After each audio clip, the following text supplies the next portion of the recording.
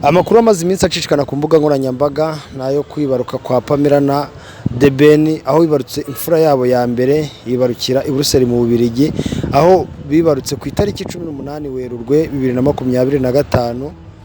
Imfura yabo ya mbere bayita Mugisha Paris. Abantu benshi rero barimo baribaza impamvu bise umwana Paris yo kugira ngo bamwite Kigali ahubwo akamwitirira umujyi wo mu Bufaransa.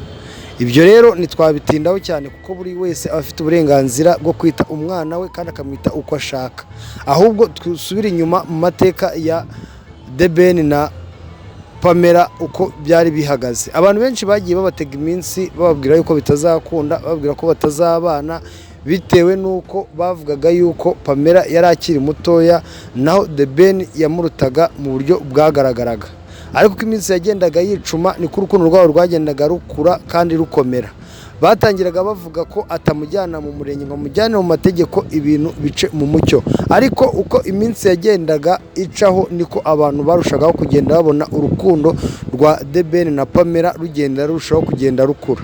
Ariko ubu ngubu tuvugana bamaze kwibaruka umwana wabo w'imfura, ari nacyo kimenyetso cy'urukundo gikomeye n'igihango bagiranye mu buzima bwabo.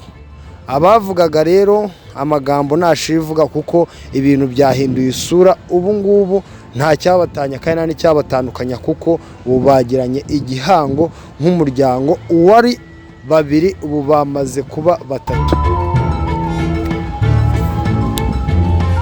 Mwari mubona imbere yanyu ni umukobwa mwiza cyane w'igitangaza ubarizwa mu gihugu cy'u Rwanda, akaba ari umunyarwandakazi ariko akaba yaravuze yuko akunda abanyarwanda agakunda n'abanyarwandakazi bagenzi be, ariko akaba atifuza kuba yashyingiranwa n'umugabo cyangwa umusore w'umunyarwanda, ahubwo akaba ashaka umuntu waba uri seriye w'umunyamahanga akaba ari bashobora kuba babana. Sinzi ikibazo urubyiruko cyangwa abasore b'abanyarwanda bafite bituma abana b'abakobwa barimo kugenda babacika amanywa n'ijoro. Mwagiye mubibona abagiye bashakwa n'abanyamahanga batandukanye bakiri batoya, ugasanga bashatswe n'abanyamahanga. Murabazi b'abastari batandukanye.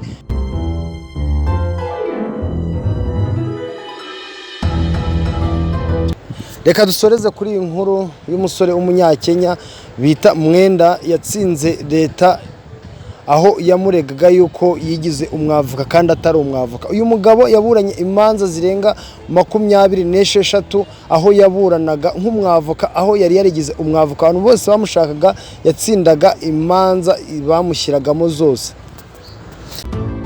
Muri izo manza zose nta nimwe yegeze atsindwamo. Leta ya Kenya yaje kumuvumbura yuko atari umwavoka, imwinjije mu rukiko yemera kwiburanira nta mwunganizi afite, birangira atsinze leta ya Kenya. Mu by'ukuri nta hantu yageze yiga ibijyanye n'ubwavoka, kandi bigaragara ko mu manza zose yagiye aburana yaba iz'amahugu yaba ari n'iz'ukuri nta rubanza n'umwe yegeze atsindwa. Ubwenge rero buravukanwa.